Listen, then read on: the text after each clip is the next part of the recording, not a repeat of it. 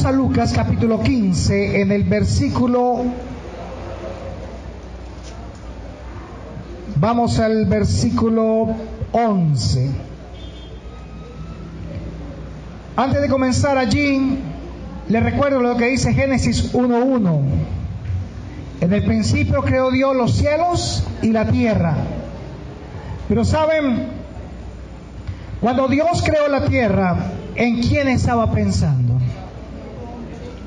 Realmente estaba pensando en el hombre, porque el hombre era el que iba a vivir en la tierra.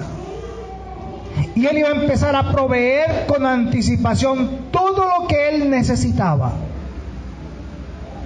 También nos preguntamos qué sentía Dios por el ser humano. ¿Qué estaba sintiendo Dios por aquel ser que iba a vivir en la tierra con su esposa y que luego iba a transmitir la fructificación y la multiplicación a toda la tierra? Un Dios de emociones, un Dios de amor, un Dios que siente y le duele cuando el ser humano está perdido, pero también un Dios que se regocija cuando un pecador se arrepiente. ¿Cuánto crees que Dios te ama? ¿Cuánto crees? A ti, hablo de ti. ¿Cuánto crees que Dios te ama?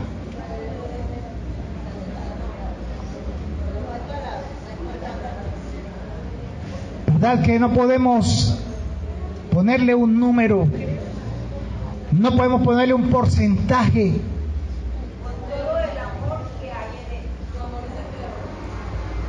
Porque su amor, ¿cómo es? Y solamente cuando tenemos vida eterna podemos entender esa clase de amor. Para comprender el propósito de Dios en nuestra vida, es necesario entender primero que todo el carácter de Dios. Y para eso vamos a ir a Lucas 15:11. Y tiene un título en la parte de arriba, ¿cómo dice? Bueno, realmente esta parábola no se llama así, porque estos títulos que se colocan en la Biblia no fueron puestos ni por Jesús, ni por los apóstoles, ni nada, sino que un hombre en el siglo XIV fue quien empezó a colocarle títulos, versículos y números para poderse leer, porque era solamente del corrido que se leía. Pero este nombre de parábola del hijo pródigo realmente no es el nombre más adecuado para esta parábola. Si usted empieza a leer el versículo 11, dice: también dijo Jesús, un hombre tenía 2 hijos. Entonces la parábola habla de ¿cuántos? De 2 hijos que tenían un padre. Entonces no es el hijo pródigo, son 2 hijos, no uno. Vamos entonces a ver qué sucedió. Y para ello vamos a pedirle al mismo Espíritu Santo que nos dirija, porque necesitamos comprender esa palabra, hermanos, en la mayordomía de Dios. Leamos el versículo 11 entonces. También dijo Jesús, un hombre tenía 2 hijos, y el menor de ellos dijo a su padre: Padre, dame la parte de los bienes que me corresponde. Y les repartió los bienes. No muchos días después, juntándolo todo, el hijo menor se fue lejos a una provincia apartada, y allí desperdició sus bienes, viviendo como. Y cuando todo lo hubo malgastado, vino una gran hambre en aquella provincia y comenzó a faltarle. Y fue y se arrimó a uno de los ciudadanos de aquella tierra, el cual le envió a su hacienda para que apacentase cerdos. Y deseaba llenar su vientre de las algarrobas que comían los cerdos, pero nadie le daba. Y volviendo en sí dijo: ¿cuántos jornaleros en casa de mi padre tienen abundancia de pan, y yo aquí perezco de qué? Me levantaré e iré a mi padre y le diré: Padre, he pecado contra el cielo y contra ti. ya no soy digno de ser llamado tu hijo. Hazme como a uno de tus jornaleros. Y levantándose, vino a su padre, y cuando aún estaba lejos, lo vio a su padre, vio y fue movido a misericordia, y corrió y se echó sobre su cuello y le besó. El hijo le dijo: Padre, he pecado contra el cielo y contra ti, y ya no soy digno de ser llamado tu hijo. Pero el padre dijo a sus siervos: sacad el mejor vestido, vestidle, poned un anillo en su mano y calzado en sus pies. Traed el becerro gordo y matadlo, y comamos y hagamos fiesta, porque mi hijo muerto era y ha revivido, se había perdido y es hallado. Y comenzaron a regocijarse. Esa parábola fue escrita únicamente por Lucas. Solo está en el Evangelio de Lucas. Y Lucas recoge esa información sobre esta historia que Jesús predicó. Y la historia habla de un padre que tenía 2 hijos. Uno de ellos decidió pedir la riqueza o la herencia para irse de aquel lugar. También, luego de tomar los bienes que le correspondían y venderlos para tener plata, se fue a otro país, a otro lugar, y dice que malgastó todo lo que había ganado, al punto de que se quedó sin amigos, porque cuando ya no hay dinero, ya no hay amigos.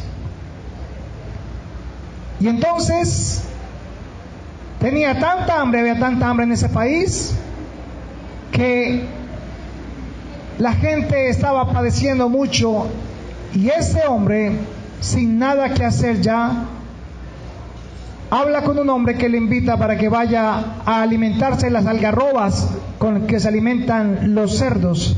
Pero no comía algarrobas. ¿Por qué? Porque las algarrobas no son de consumo humano, solamente los cerdos las pueden consumir. Y ni él podía comer de las algarrobas de esos cerdos. Pero dice que él se acordó que tenía un papá, y dijo que volviendo en sí, dijo: volveré a mi casa, donde mi padre, y le diré: Padre, he pecado contra el cielo y contra ti. No soy digno de ser llamado tu hijo. Hazme como uno de tus jornaleros, para que de esa manera por lo menos pudiera yo ganarme el día y el sustento. Este contexto es lo que hemos siempre leído. Yo quiero que levante la mano el que había leído esa historia.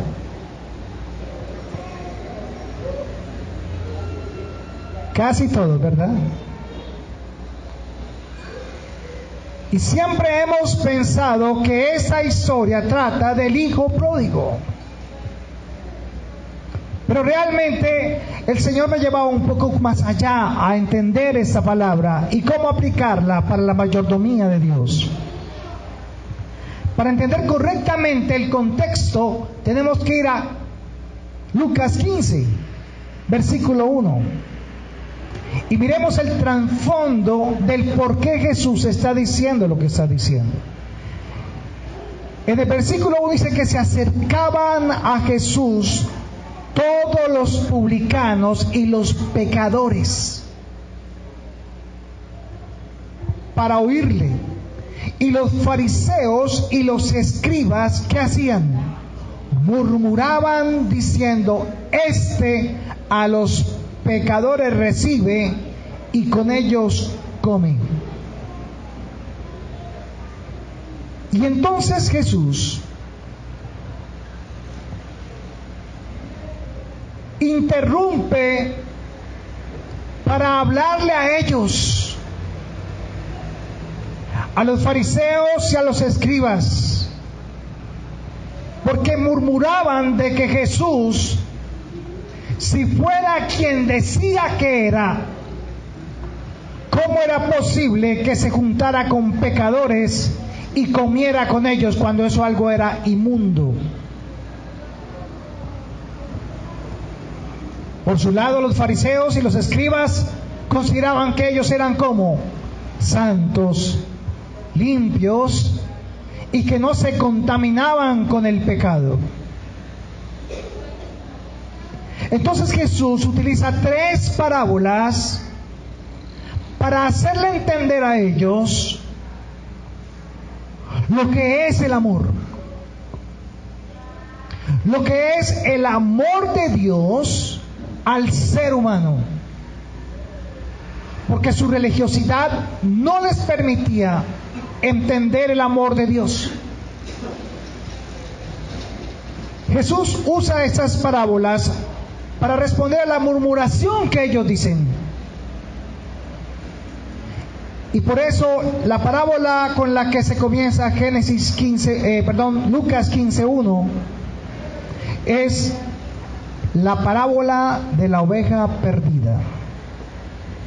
Luego le dice la parábola de la moneda que perdida. Y luego le habla del hijo pródigo, el cual malgastó todos la mitad de la herencia del padre. Vamos a mirar el versículo 4 al 7 y vamos a entender esas 2 parábolas adicionales para comprender el hijo pródigo. Versículo 4. Dice Jesús: ¿qué hombre de vosotros, teniendo 100 ovejas, si pierde una de ellas, no deja las 99 en el desierto y va tras la que se perdió hasta encontrarla? Y cuando la encuentra, la pone sobre sus hombros gozoso, y al llegar a casa reúne a sus amigos y vecinos diciéndoles: gozaos conmigo, porque he encontrado mi oveja que se había perdido. Os digo que así habrá más gozo en el cielo por un pecador que se arrepiente que por 99 justos que no necesitan de arrepentimiento. El pastor tiene 100 ovejas, pero ¿qué pasó? ¿Se le perdió qué? Se le perdió una. ¿Saben qué es una oveja en tantos rebaños, con tantos pastores en los rediles de Israel en ese tiempo? No era nada. No era nada. Era como decir aquí una libra de arroz. Prácticamente no era nada, pero ahí estaba la oveja. Y acá habla Jesús de cómo el cuidado, el compromiso, la responsabilidad de que no se le perdiera ni una sola oveja a aquel pastor. Y él está haciendo esta comparación porque ¿quién es el buen pastor? El buen pastor da la vida, ¿por qué? Por sus ovejas. Todas esas parábolas están dirigidas para que ellos entendieran que ese pastor, que ese hombre, que ese padre era Dios. Y entonces aquí vemos que el gozo y la alegría que la familia tuvo en el versículo 6, y al llegar a casa reúne a sus amigos y vecinos diciéndole: gozaos conmigo, gozaos, porque he encontrado mi oveja que se me había perdido. ¿Qué hubo en esa casa, hermanos? Fiesta. ¿Y a quién invitaron? A los vecinos, ¿cómo le parece? Para contar de que habían recuperado la oveja que se había perdido. Jesús siempre se comparó con la puerta de las ovejas. Él también dijo que era el pastor de las ovejas. La Biblia habla de que el pastor de pastores vendrá por sus ovejas. Y si a él se le pierde una sola oveja, ¿qué hace él? Va y la busca. Las 99 están bien, no hay problema, pero hay una que está perdida. ¿Está Dios mostrando su amor? En Lucas 15:8 sale otra parábola. Y Jesús dice, ¿o qué mujer que tiene 10 dracmas, si pierde una dracma, no enciende la lámpara y barre la casa y busca con diligencia hasta encontrarla? Y cuando la encuentra, reúne a sus amigas y vecinas, diciendo, gozaos conmigo, porque he encontrado la dracma que había perdido. Y mire cómo es el 10. Así os digo, que hay gozo delante de los ángeles de Dios por un pecador que se arrepiente. ¿Saben por qué es tan interesante esta parábola? En ese tiempo, el papá y el hijo llevaban una dote que tenían que darle a la familia, y parte de esa dote se la daban a la novia, y cuando ya eran casados, la mujer le colocaban una diadema en su cabeza, y esa diadema tenía 10 dracmas, 10 monedas, y ella es como hoy en día tener, no sé, un adorno, pero ese adorno significaba más que eso. Si una dracma de esa diadema se perdía, porque tenía 10 dracmas, 10 monedas en la diadema, si se perdía una, era tenida como una mujer infiel, adúltera. ¿Se da cuenta? Entonces ella tenía que buscar ¿cómo? Por toda la casa, porque esa diadema, cuando ella salía a la calle, esa diadema representaba su honor, tenía un valor mucho más que una oveja. Tenía la capacidad en su cabeza con la diadema de su reputación delante de los demás. Y cuando una mujer era encontrada de esta manera, en infidelidad o algo, le quitaba el esposo una de esas monedas, y ella salía con 9 a la calle. Tremendo, ¿no? Pero ¿qué pasó cuando esa mujer encontró su moneda perdida? ¿Qué hizo? Y cuando la encuentra, reúne ¿a quién? A sus amigas y vecinas para decirle, mi honor sigue en pie. Mi reputación sigue siendo como es. Era un valor mucho más que el oro, porque un dracma representaba un día de trabajo. Era un orgullo, si se puede decir, el poder llevar esa diadema con sus 10 monedas. Y en Lucas capítulo 15, versículo 11, vemos también que un hombre tenía 2 hijos. Y el menor de ellos dijo a su padre, Padre, dame la parte de los bienes que me corresponde, y le repartió los bienes. No muchos días después, juntándolo todo, el hijo menor se fue a una provincia apartada y allí desperdició sus bienes viviendo perdidamente. Y cuando todo lo hubo malgastado, vino una gran hambre en aquella provincia y comenzó a faltarle. ¿Saben? Lo más duro para este hombre, y no estoy hablando del hijo, sino del padre, era que su hijo le pidiera la herencia en vida.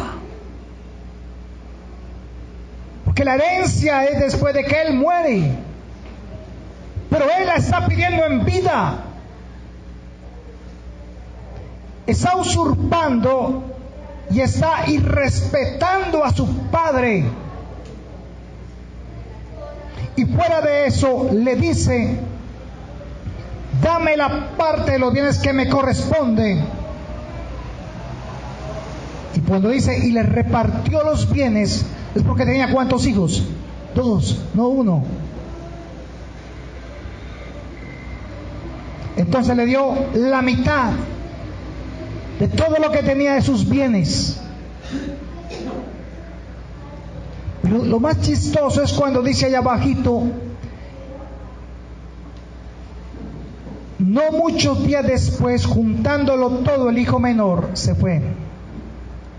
¿Sabe quién le pidió la herencia?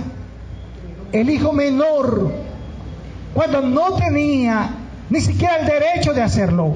Porque ¿para quién comenzaría la herencia? Para el mayor, que era el primogénito. Pero es el menor el que le está pidiendo que le dé las cosas de él. Y aparte de eso, en muy pocos días vendió todos los bienes que le dio el papá, la mitad de ellos. Porque se iba, no se iba a cargar todos los bienes. Entonces, ¿qué hizo con ellos? Los vendió. ¿Y cómo hizo para venderlos tan rápido? ¿Qué tuvo que haber pasado? Los tuvo que haber vendido baratos. Los bienes que papá y mamá tenían de mucho tiempo y con mucho esfuerzo, ahora son vendidos por cualquier cosa. No valoraba a su padre. Y aparte de ello, cuando sale, dice que se llevó este dinero y no solamente lo tomó, sino que se fue. O sea, fue prácticamente un desinterés completo, un desacierto total por su familia, por sus amigos y aún por su país. No valoraba absolutamente a nada ni a nadie de los que estaban allí.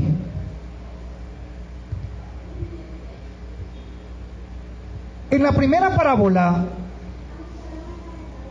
¿qué fue lo que se perdió? Una oveja, ¿verdad? No hay mucho en una oveja que podría reemplazarse fácilmente en poco tiempo por otra oveja. No hay mucho de interés. En la segunda parábola, ¿qué se pierde? Una moneda. Pero esta moneda que se pierde representaba mucho más que una oveja. Valía más que el oro. ¿Hablaba de qué? De la dignidad. Era un valor moral. Representaba el honor y el carácter de una mujer. Y en la tercera parábola se cambia, ya no una moneda, no una oveja, sino un hijo. Un hijo que está perdido y que ya no es una moneda ni es una oveja. Ahora es cuánto lo que perdió. ¿Cuánto gastó? La mitad de los bienes del padre. Una vida se había perdido. Ese hijo perdió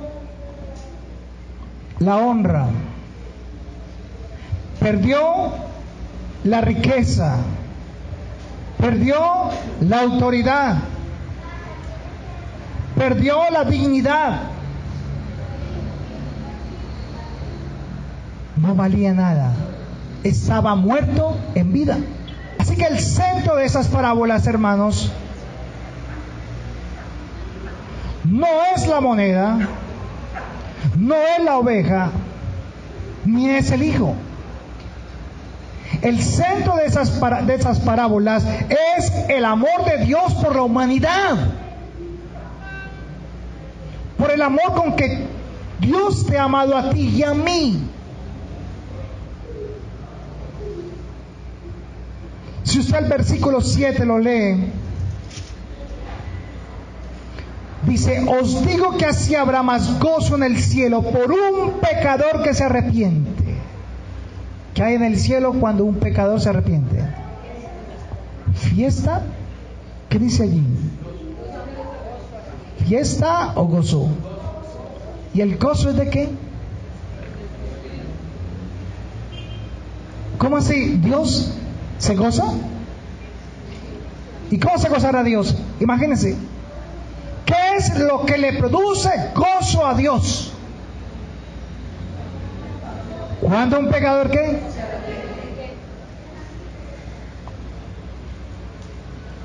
¿Usted quiere que Dios esté alegre? ¿Que esté gozoso? ¿Que esté feliz? Sí, Dios también tiene alma. Y las emociones no son malas cuando son dirigidas por el Espíritu. Y esas emociones tienen amor. Y Dios se goza también cuando un hijo o cuando alguien se arrepiente. Dice, un pecador se arrepiente. Mire el versículo 10. Así os digo que hay gozo. ¿Dónde? ¿Delante de quiénes? ¿Quién se goza en el cielo aparte de Dios? Los ángeles también se regocijan, también se gozan cuando ¿qué? Cuando un pecador se arrepiente. Y ahora mire el versículo 23 y 24. ¿Qué hizo el padre de familia? Léalo en el 22. Y el padre dijo a sus siervos, sacad el mejor vestido y vestidle. Poned un anillo en su mano y calzado en sus pies. Traed el becerro gordo y matadlo y comamos y hagamos ¿qué? ¿Y la fiesta se hace solo? Se invita a otro, ¿verdad? Porque mi hijo muerto era y ha revivido, se había perdido y es hallado. ¿Y comenzaron a qué? A regocijarse. Hermanos, ¿qué es regocijarse? ¿Qué es regocijo? ¿Usted ha experimentado el regocijo? ¿Sabe dónde se manifiesta y dónde se siente el regocijo? No solamente en el espíritu, sino que el alma tiene que mostrar lo que el espíritu está mostrando. Y estos tenían regocijo. El regocijo de Dios y de los ángeles es la consecuencia del arrepentimiento del ser humano. Porque la palabra dice, cuando un pecador se arrepiente hay fiesta en los cielos. ¿Y quienes festejan? Ángeles y Dios. Pero tal vez usted y yo no nos regocijamos cuando un amigo, un hermano se arrepiente. En Lucas 10:22 dice la palabra que todas las cosas me fueron entregadas por mi Padre, y nadie conoce quién es el Hijo sino el Padre, ni quién es el Padre sino el Hijo, y aquel a quien el Hijo lo quiere revelar. Ustedes saben el Padre por qué se regocijaba tanto en su Hijo Jesús. ¿Por qué?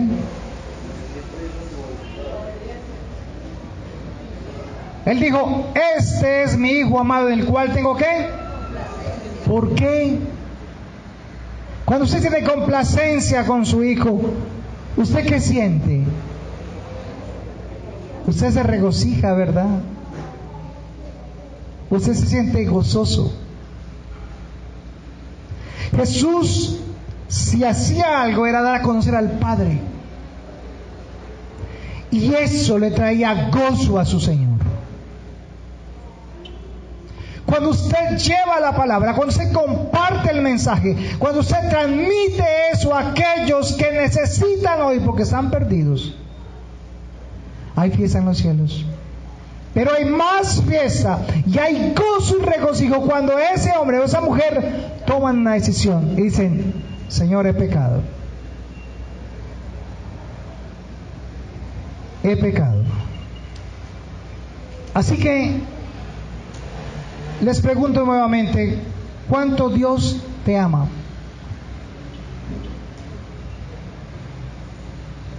Y hoy la confrontación es cuánto amor estás sintiendo de parte de Dios. Y como que el Señor dice, recuérdales cuánto les he amado. La principal enseñanza de estas tres parábolas que hablan de la mayordomía de Dios es el amor de un padre a sus hijos. Cómo administrar el amor de Dios en nosotros. Y eso, hermanos, es fundamental en un hijo de Dios. Somos buenos administradores en dinero. Administramos el dinero, administramos la casa, la ropa. Todo lo que usted sabe manejar y administrar, lo hace tal vez muy bien. Quiero hoy preguntarle, ¿cómo administras tu amor por el prójimo? Amas a este y a este no.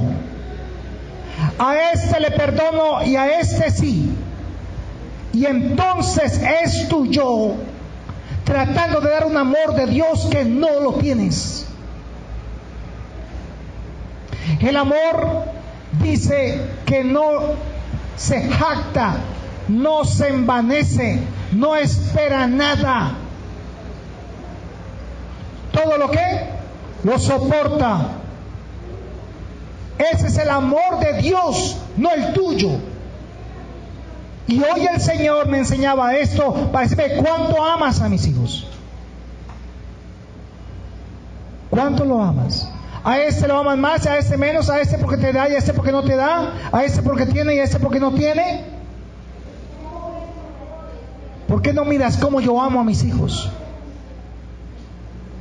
Y esto, hermanos, nos lleva a entender lo que Juan, el discípulo, entendió sobre el amor. Leamos Juan 3:16, porque usted ya se lo sabe. De tal manera que amó Dios al mundo, que ha dado a su Hijo unigénito, para que todo aquel que en Él crea no se pierda, mas tenga que. Pero miremos realmente cómo lo entendía Jesús.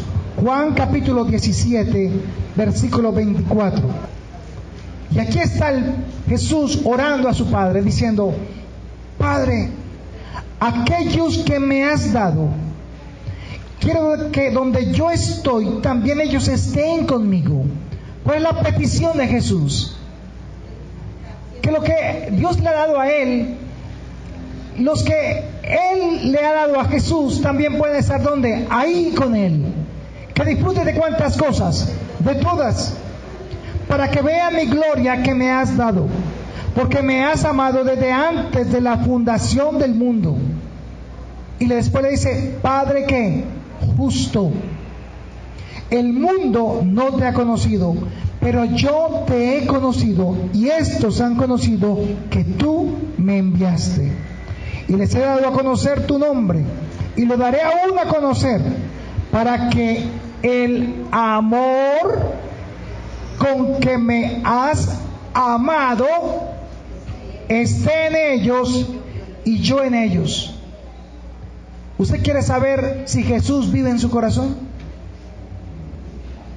¿Quiere saber realmente? ¿Cómo? Mire cómo ama. Sencillo. Mire cómo ama. No estoy hablando de mensos y mansos, estoy hablando de amor. El padre que ama a su hijo lo disciplina, ¿verdad? Entonces el amor es mucho más allá que una disciplina. Leamos lo que Juan decía 40 años después. Primera de Juan, capítulo 4. Primera carta de Juan, capítulo 4. Leamos el versículo 9 al 12. Mire lo que dice Juan 40, 50 años después, en una isla llamada Pasmos. Dice, en esto se mostró el amor de Dios para con nosotros, en que Dios envió a su Hijo unigénito al mundo para que vivamos por Él. Y en esto consiste el amor. No en que nosotros hayamos amado a Dios, sino en que Él nos amó a nosotros y envió a su Hijo en propiciación por nuestros pecados. Amados, si Dios nos ha amado así, debemos también nosotros amarnos los unos a los otros. Nadie ha visto jamás a Dios. Si nos amamos los unos a los otros, Dios permanece en nosotros y su amor se ha perfeccionado en nosotros. En esto conocemos que permanecemos en Él y Él en nosotros, en que nos ha dado ¿de qué? De su Espíritu. Qué tremenda explicación que Dios está haciendo. ¿En qué consiste el amor, hermanos? ¿Quiénes somos nosotros para juzgar al hermano? ¿Por qué somos tan fáciles para juzgar? Y miramos la paja del hermano y no miramos la viga de nuestros propios ojos. Primera de Juan 3:18 dice la hermana: hijitos míos, no amemos de palabra ni de lengua, sino ¿de qué? De hecho y de verdad. El verdadero amor se demuestra ¿con qué? Con hechos. Con hechos. El que no ama a su hermano permanece muerto.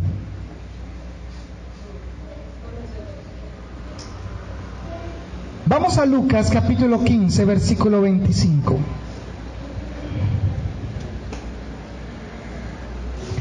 Yo le dije que esta historia no se trata de un hijo. ¿Se trata de cuántos?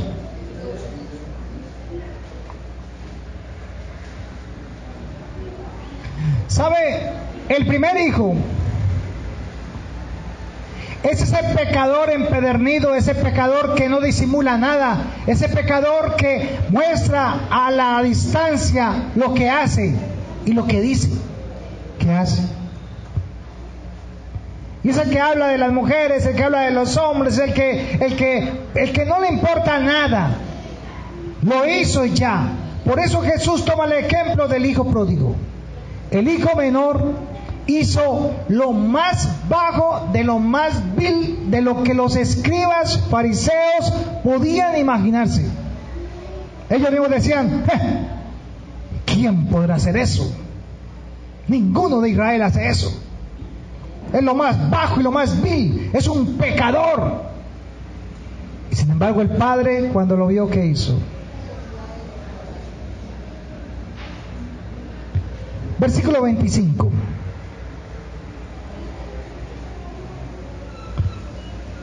Después de que hicieron fiesta, después de que están haciendo una maravillosa celebración y matando el becerro gordo, y vistieron a su hijo y le pusieron anillo y zapatos, y cuando vino y llegó cerca de la casa, no en la casa, cerca de la casa, oyó la música y la danza. Y llamando a uno de los criados le preguntó: ¿qué era aquello? Él le dijo: tu hermano ha venido y tu padre ha hecho matar al becerro gordo por haberle recibido bueno y sano. Entonces, ¿qué pasó con el hermano? ¿Qué le pasó? Se enojó el hermano. ¿Cómo le parece? Sigamos leyendo. Entonces se enojó y no quería ¿qué? No quería entrar. Salió por tanto su padre. ¿Y qué hacía el papá? Le rogaba que entrase. Mas él respondiendo dijo al padre: he aquí, tantos años te sirvo, no habiéndote desobedecido jamás, y nunca me has dado ni un cabrito para gozarme con mis amigos. Pero cuando vino este tu hijo, que ha consumido tus bienes con rameras, has hecho matar para él el becerro gordo. ¿Qué tenía este hijo? Este hijo, hermano de su hermano, tenía odio por su hermano, detestaba a su hermano y también detestaba a su padre. ¿Sabe por qué? Porque él vio que el padre no hizo nada cuando él le pidió su herencia. Él no utilizó la fuerza o el castigo, no hizo nada. Y aparte de eso, hizo una de las cosas más abominables en el mundo judío. Si usted lee en el versículo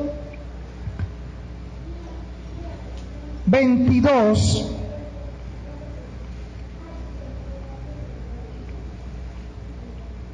versículo 20, cuando el hijo pródigo, después de decir que volviendo en sí, se acordó que en la casa de su padre había comida y que aún los servidores del padre vivían bien y cómodos. En el 20, levantándose, vino a su padre, y cuando aún estaba lejos, ¿quién lo vio? ¿Qué estaba haciendo el padre? Estaba esperando a su hijo. Y saben, Dios nos ha estado esperando mucho tiempo a nosotros. Dice que él lo vio su padre y fue movido a misericordia, y corrió y se echó sobre su cuello y lo besó, para que su hijo, o mejor el padre, para poder ir donde su hijo, porque él no esperó que llegase. ¿Qué hizo? Corrió donde él, y para correr tuvo que salir ¿de dónde? De su casa. Y para salir de su casa y correr a él, tenía que levantarse el vestido. En ese tiempo se llamaba la túnica. Y para el padre o cualquier hombre era una abominación mostrar sus piernas. Eso significaba algo ruin, bajo, denigrante. Así que el papá, ¿qué hizo? ¿Qué dice ahí? Corrió, se tuvo que levantar la túnica y correr buscando a su hijo. A él no le importó lo que pensaran de él. Él no le importó humillarse o sentirse más bajo o vil. Él levantó su túnica para poder correr a él, y lo abrazó y lo besó. Jesús les estaba dando una plática a estos hombres, a esos fariseos y escribas que decían que eran buenos. Pero saben, algunos que ahora ya son hijos de Dios y que nos consideramos hijos de Dios, nos enojamos muy fácil cuando se hace fiesta porque un pecador se arrepienta. Nos da rabia que el otro se le haga fiesta cuando hace lo peor. tal vez muchos de nosotros seamos como esos fariseos y escribas. Este hijo siente envidia, siente odio y celos, que se le entregue más a él y se le tenga más en cuenta a él que a él mismo. Cuando, ¿cómo se había portado? ¿Cómo se había portado el hijo bueno? El que se quedó en casa, ¿cómo se portó? ¿Qué le dijo? ¿Qué le dijo él?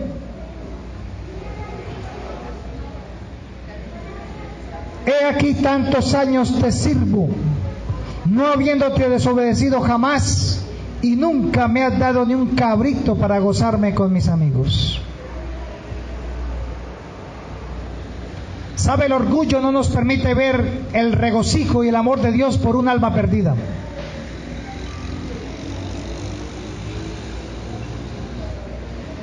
Y mire lo que le contesta el papá. Versículo 31. Él entonces le dijo: hijo, tú siempre estás conmigo y todas mis cosas son tuyas. ¿Sabe qué sucede? Por mirar la condición del otro, no miramos dónde hemos estado nosotros y cómo Dios nos ha bendecido. Por estar mirando el error y el pecado del otro y murmurando del otro, dejamos de mirarnos a nosotros mismos y cómo Dios nos ha bendecido, hermanos. ¿Cuánto Dios te ha bendecido? ¿Tú crees que tienes pensión por casualidad? ¿Que tienes un trabajo bueno por casualidad? ¿Crees que tienes una empresa por casualidad? ¿Un empleo? No, es el amor de Dios. El amor de Dios. Y mire lo que le sigue diciendo el Padre. Versículo 31. Y todas mis cosas son ¿qué? Tuyas. Todas mis cosas son tuyas. ¿Sabe qué tenía el hijo que se quedó en casa? ¿Qué podía usar? ¿Qué podía pedir? Todo lo podía pedir. Saben, como hijos estamos dentro del reino. Y gloria a Dios. Podemos pedir y tomar confiadamente lo que hay en el reino de Dios. Promesas, herencia. ¿Jesús no dijo eso?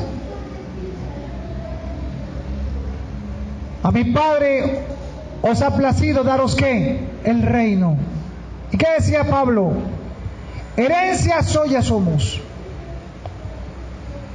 Él nos hizo herederos juntamente con Cristo. ¿De cuántas cosas? De todas. ¿Qué necesitamos para entrar al trono de la gracia?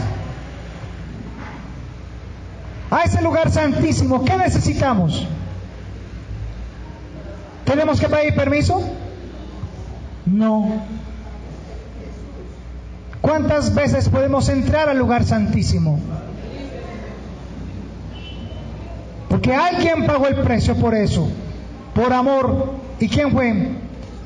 Jesucristo, el Hijo del Dios viviente. Y podemos entrar confiadamente al trono de la gracia para regocijarnos juntamente con los ángeles y con Dios por un pecador que ¿qué? ¿Sabes? Nunca te has regocijado en la santidad de Dios, en el lugar santísimo, por un amigo, por un familiar, por un cónyuge o por un hermano que se haya convertido y se haya arrepentido de corazón delante de Dios. No lo has hecho. A eso entramos al trono de la gracia, a regocijarnos, a hacer fiesta. Esa es la labor. Pero saben, hay algunos hijos que están viviendo en otro país, fuera del reino, donde ya hemos sido bendecidos porque estamos sentados en lugares celestiales. ¿Con quién? Con Cristo Jesús. ¿Sabe? En el versículo 31, cuando Él le dice: tú siempre estás conmigo y todas mis cosas son tuyas, el hijo que se quedó en casa tenía un problema. ¿Sabe cuál era el problema? Aparte del orgullo, de la envidia, del odio, no disfrutaba lo que el Padre le había dado. Y hoy en la iglesia, hermanos, encontramos muchos hijos de Dios que no se regocijan con lo que Dios les da, sino que siguen pidiendo y mirando al otro y al otro, y no se regocijan de lo que Dios nos ha entregado a nosotros. La primera llamada de atención a la iglesia de Éfeso es: pero tengo algo contra ti, que has dejado ¿qué? Sabe, hermano, nosotros ya no lloramos por la salvación que Dios nos dio. Ya no sacamos tiempo para arrodillarnos y decirle: Señor, gracias por haberme salvado. Ya no sentimos, se nos está moviendo un callo el corazón. Ya no sentimos nada, y por el otro sentimos, es peor, lástima o hasta odio porque se porta mal. Cuando nosotros mismos, este hombre, este hijo que se quedó en casa, era más pecador que el otro, ¿sabían? Este reconocía quién era y qué hacía y en qué se gastó el dinero, y decía realmente lo que había pasado con él, y no escondía nada. Y dijo, y volviendo en sí, empezó a pensar y a recordar que en su casa había alimento, había bendición, que había amor. Y razonó en eso, y volviendo en sí, volvió a casa. Pero ¿sabe qué pasó con el que se quedó en casa? Nunca decía nada. No tenía una relación con el Padre. No tenía una intimidad ni comunión con su papá. Por eso no podía amar. Por eso los fariseos y los escribas no podían amar a esos pecadores con los que Jesús comía. Pero ellos no podían entender eso. Porque tal vez a veces nosotros, hermanos, hacemos lo mismo.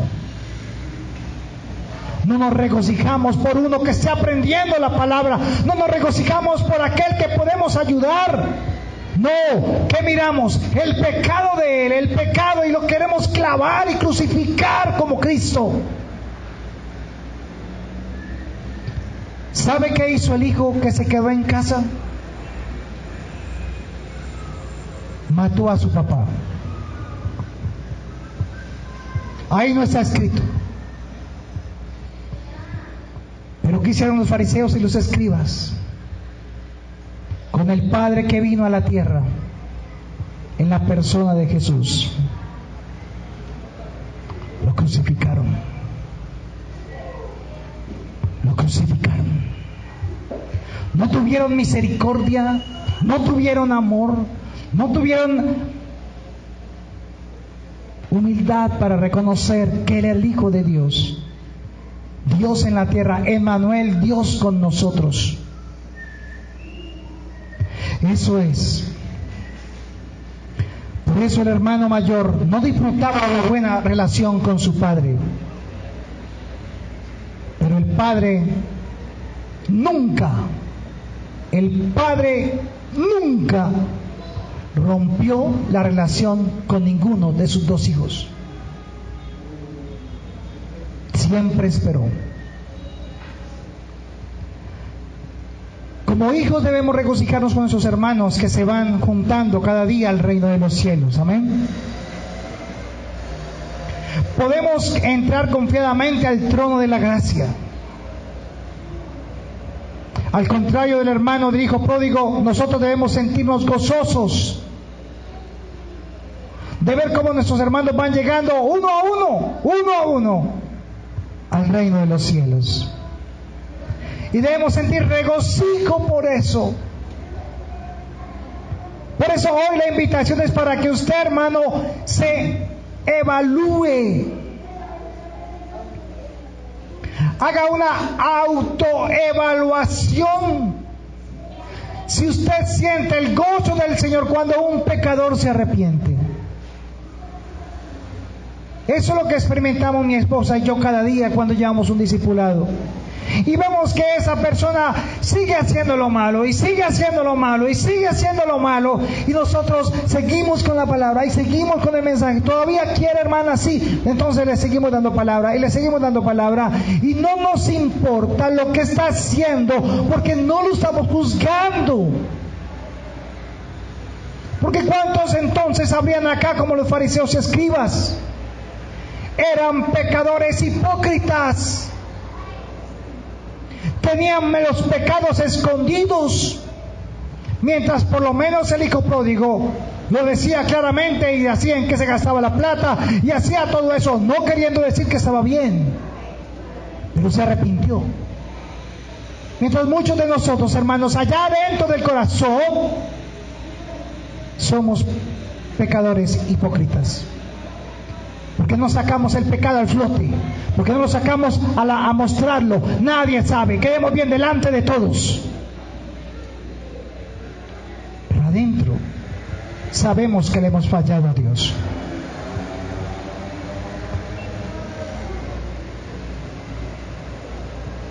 Lo primero que hizo el Padre fue darle al Hijo. ¿Qué fue lo que primero le colocó cuando llegó?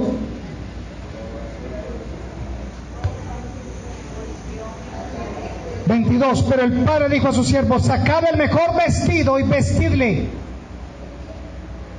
¿Sabe?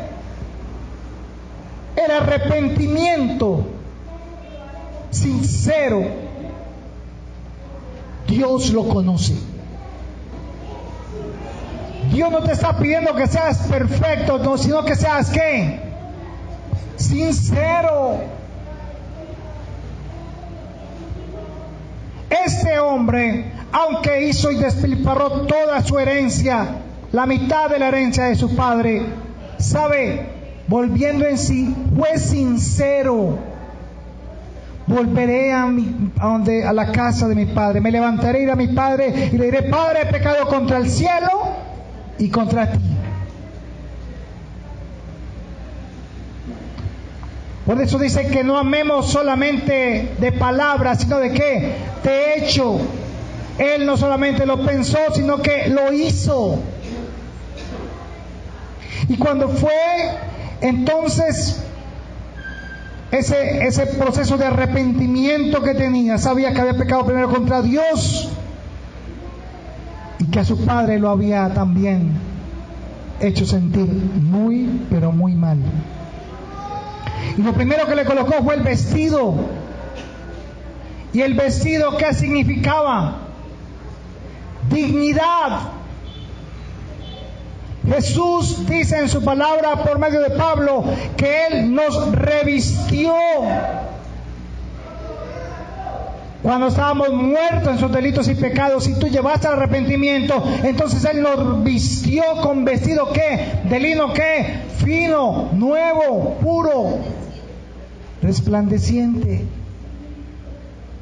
Y también dice acá que entonces nos dio dignidad. A este hombre entonces le dio dignidad con el vestido.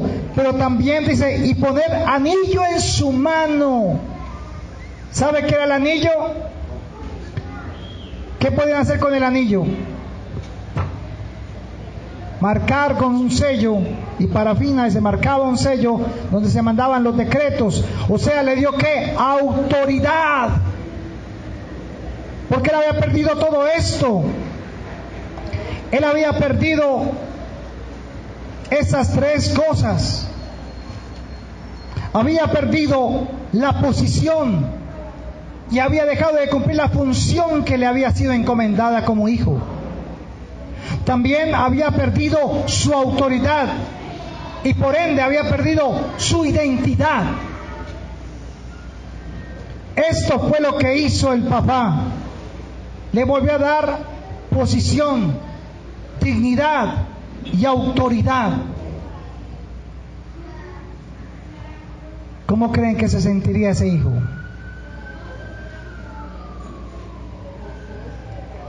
Y estoy seguro que cuando mataron el becerro gordo, lo que primero hizo el padre fue ¿qué? Un sacrificio por los pecados de su hijo.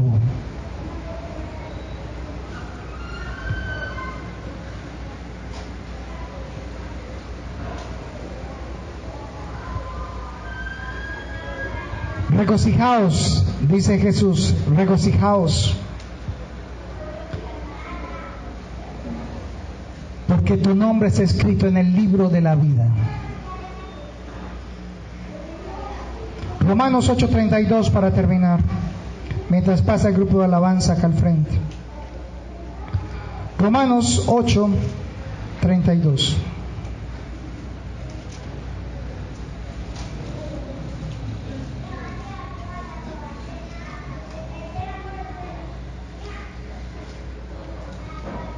El que no escatimó ni a su propio Hijo,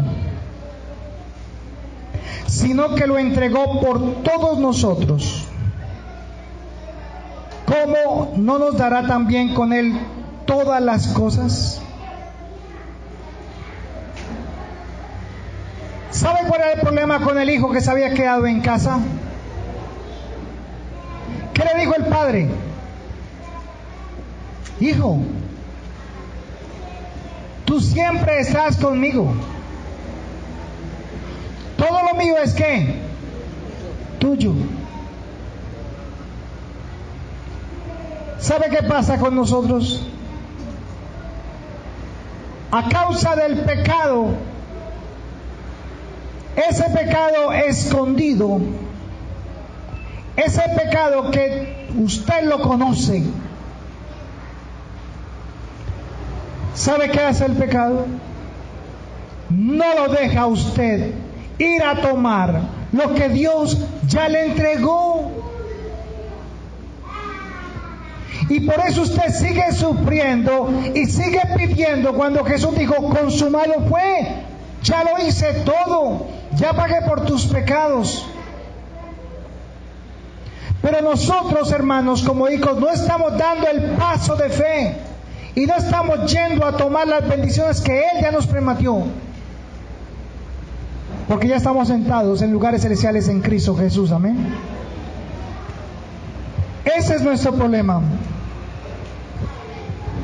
Hoy adoramos, exaltamos y glorificamos a Dios.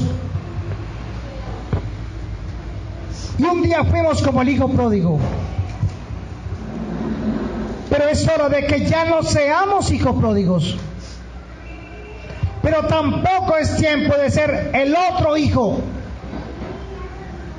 y la forma en que se portó. Es tiempo de trascender, hermanos. Es tiempo de creerle al Señor. Y yo quiero hoy en la mañana, antes de que termine esta reunión, preguntarle si usted se ha regocijado hoy. Porque al parecer nuestro corazón se ha entenebrecido. Nuestro corazón se ha endurecido. Ya no sentimos el compartir de la canasta del amor. Tengo que mandarles un mensaje, texto, y decir, hermano, mande algo porque hay familias que necesitan comida. No, ya no sentimos. Se nos vuelve el corazón duro y no nos damos cuenta. Necesitamos ayudarnos, apoyarnos.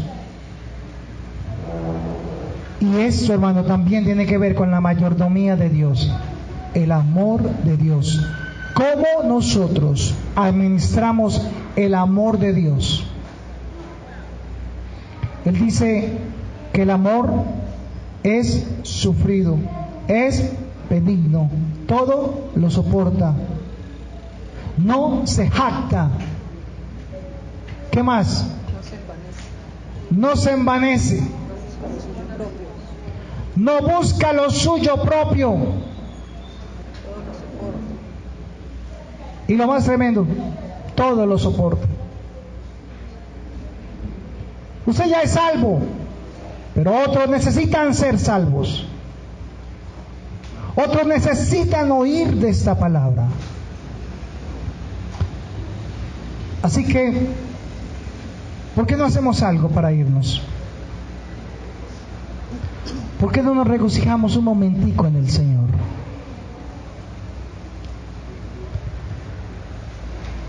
Dice la palabra que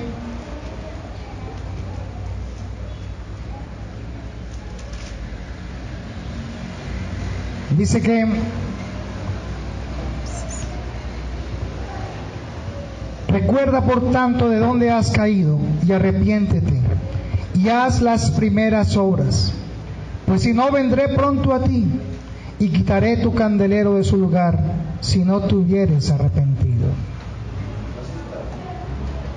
Apocalipsis 2:5. Necesitamos, hermanos, volver al primer amor. Necesitamos volver a sentir el regocijo de haber sido salvos, porque se nos volvió costumbre. Y parece que la meta de nosotros no fuera el cielo. Así que por favor,